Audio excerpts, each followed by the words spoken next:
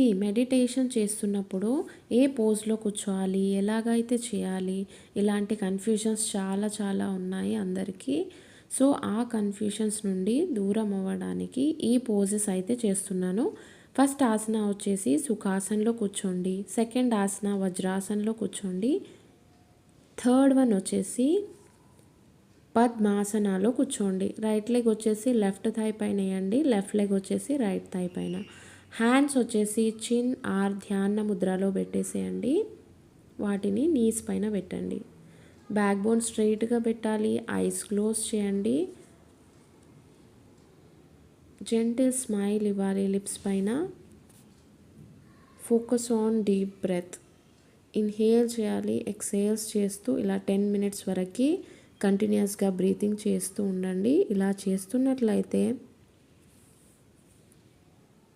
Stress ఉన్న, anxiety ఉన్నా తగ్గుతుంది.